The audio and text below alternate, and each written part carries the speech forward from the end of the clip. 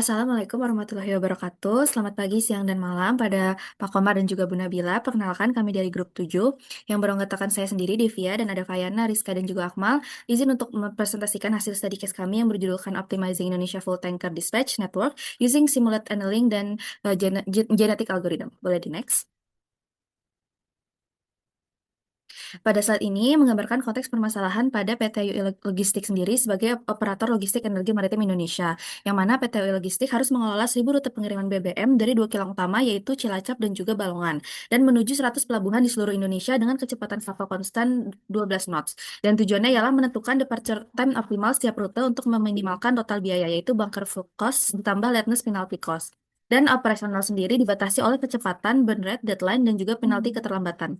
Dan di lapangan, gangguan seperti fluktuasi harga bunker, risiko delay pelabuhan, dan keterbatasan armada turut mempengaruhi total biaya. Boleh di next.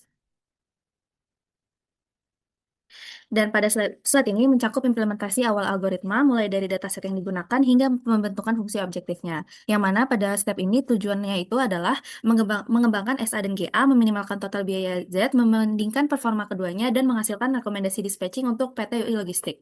Dan dataset yang digunakan untuk memuat 1.000 rute pengiriman dari dua kilang yang disebutkan tadi menuju 100 pelabuhan tujuan. Dan terdapat 8 variabel utama seperti pet ID, origin, destination, dan lain sebagainya.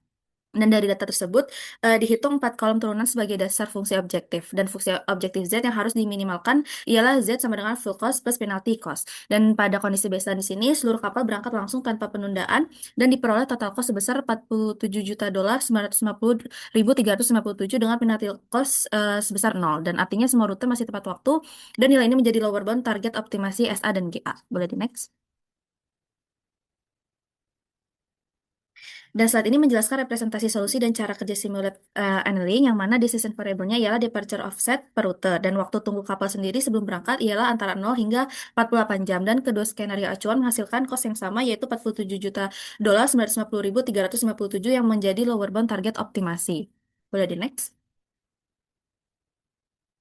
Dan pada saat ini menjelaskan implementasi genetik algoritma dan perbandingannya dengan SA. Dan di sini GA berjalan selama 200 generate dengan populasi 100 individu menggunakan arithmetic crossover, mutation rate 2%, dan juga elitism 5 individu terbaik diwariskan setiap generasinya.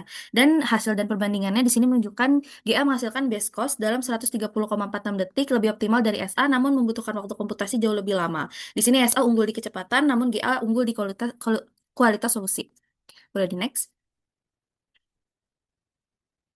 Dan di sini terdapat visualisasi konvergensi dari SA dan juga GA, yang mana SA menurun bertahap dan konsisten namun belum menyentuh baseline di akhir iterasi. Dan GA turun sangat tajam di awal lalu hampir menyentuh baseline di generate 200 dan menunjukkan konvergensi yang lebih baik. Dan di sini dapat kesimpulan pada step 1 yaitu GA unggul di kualitas solusi dengan base cost 47 juta dolar 973.231, sedangkan SA lebih unggul di kecepatan komputasi 13,61 detik. Boleh di next.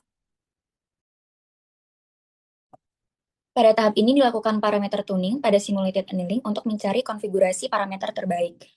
Hasil tuning menunjukkan bahwa initial temperatur yang lebih tinggi dan cooling rate yang lebih lambat menghasilkan kualitas solusi yang lebih baik karena algoritma dapat mengekspor solusi lebih lama. Selain itu, semakin besar jumlah iterasi, objektif cost semakin menurun namun runtime ikut meningkat. Dan parameter terbaik SA diperoleh pada initial temperatur 8.000, cooling rate 0,999, final temperatur 0,5, dan maksimum iteration 8.000. Dengan konfigurasi tersebut, SA menghasilkan base cost sekitar 48,67 juta dolar dengan runtime sekitar 63 detik. Boleh di next? Selanjutnya dilakukan parameter tuning pada genetic algorithm. Hasil tuning menunjukkan bahwa population size dan jumlah generasi yang lebih besar meningkatkan kualitas solusi karena lebih banyak kombinasi populasi dapat dievaluasi. Selain itu, elitism membantu mempertahankan solusi terbaik, sedangkan mutation membantu eksplorasi solusi baru agar algoritma tidak stagnan pada lokal optimum. Parameter terbaik GA diperoleh pada population size 150, generation 200, elitism size 10, dan mutation rate 0,05. Dengan parameter tersebut, GA menghasilkan base cost sekitar 47,95 juta dolar dengan runtime sekitar 228 detik. Dan secara keseluruhan, SA lebih unggul dalam efisiensi waktu, sedangkan GA menghasilkan solusi paling optimal. Next.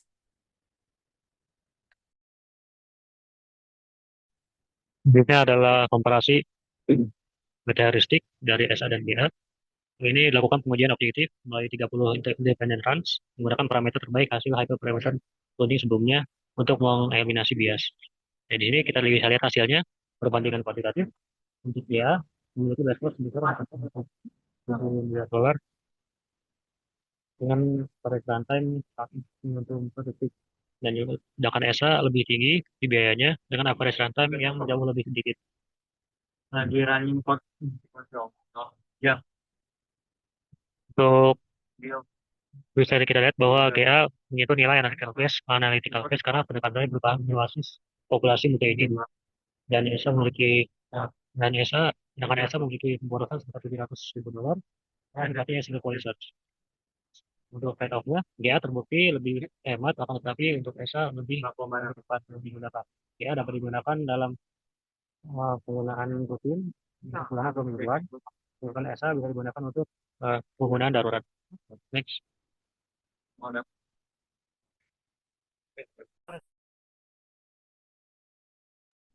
Oke, sekarang kita masuk ke step 4, yaitu sensitivity analysis. Dan di sini kami melakukan uji stress test yang bisa dilihat pada gambar untuk melihat sejauh mana faktor solusi optimal dari GA itu sendiri untuk bisa bertahan terhadap fluktuasi faktor dari eksternal di luar kendali perusahaan itu sendiri. Nah, kami di sini menguji dampak variasi parameter pada rentang yang cukup ekstrim, mulai dari minus 20% sampai dengan plus 20%. Yang mana di sini ada dua variabel penggerak biaya utama, yaitu dari bunker price dan juga penalty price yang ada di sini. Kemudian pengaruh pertama itu dari bunker price atau harga bahan bakar itu sendiri. Data menunjukkan bahwa harga bahan bakar memiliki korelasi linear yang sempurna dan sangat tajam dan juga berbanding lurus dengan total cost. Nah, ketika terjadi skenario terburuk yang mana dia itu melonjak harga minyaknya 20% plus 20%, total cost-nya itu ikutan melonjak drastis dari anggaran normal. Artinya terjadi pembengkakan pengeluaran seharga $9,59 juta. Nah, sebaliknya kalau misalnya skenario-nya terbaik sehingga harganya turun jadi 20%, biaya operasionalnya bisa ditekan sampai $38.360, yang mana tingginya sensitivitas terhadap komponen ini juga sangat logis dalam unsur maritim itu sendiri. Kemudian terdapat juga sensitivity analysis yang terletak di variabel penalty rate atau denda keterlambatan. Nah, jika kita perhatikan nih garis merah pada line chart ataupun pergerakan horizontal dari heat map yang ada di pojok kiri bawah, grafik itu benar-benar datar dan horizontal sempurna. Sehingga perubahan tarif denda dari minus 20% sampai plus 20% itu sama sekali tidak memberikan dampak atau merubah nilai total cost dari perusahaan. Jadi hasilnya tetap konstan di angka baseline $47.950. Dan ini adalah pembuktian matematis yang valid bahwa rute algoritma GA itu bekerja dengan sangat sempurna yang bisa menghasilkan total waktu keterlambatan sama dengan 0 jam. Yang mana artinya seluruh armada tanker itu bisa 100% tiba di seluruh pelabuhan tujuannya gitu. Boleh kita next?